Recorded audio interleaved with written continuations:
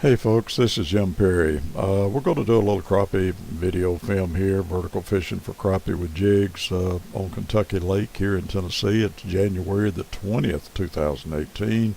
We've had some freezing weather, snow. Nobody's been able to get out much, but there is a ramp open. And we went out of there this morning and we caught a few fish. So we're going to get a little commentary as this rolls on.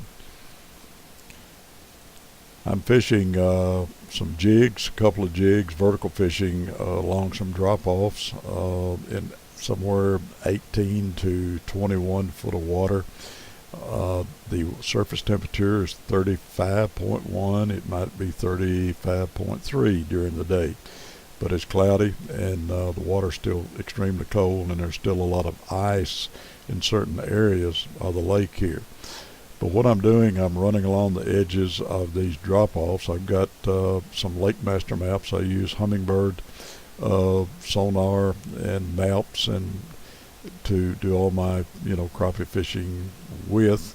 And the maps, the Lake Master maps, show these drop-offs. Of course, I'm familiar, extremely familiar with this particular part of the lake because I guided 40 years here in this area, so I know kind of where these drop-offs are. But I'm not fishing man-made cover.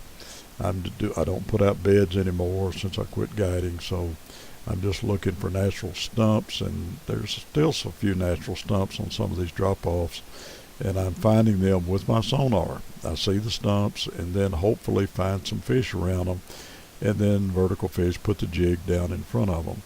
So that's the way, that's the way it's going. I've been tipping with some Berkeley nibbles, power bait.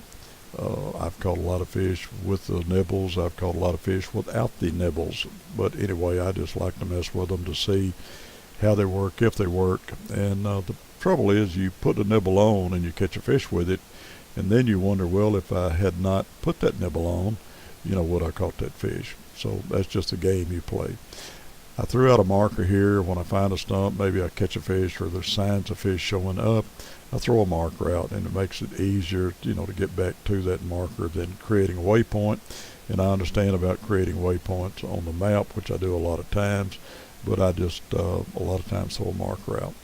And that's the way it is. I ease along real slow and try to see some fish on the sonar. Now there's a lot of fish down there. There's a lot of Asian carp. We've got a tremendous influx of Asian carp on Kentucky Lake, and I personally think they're having a negative effect on our crappie fishing, but I'm not a biologist and I do not know the answer on that, but we'll see how that goes in the future.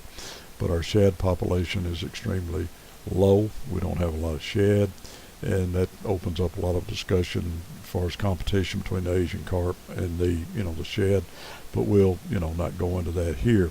But I'm just, like I say, easing along, catching most of these fish in something like 19 to 21 feet.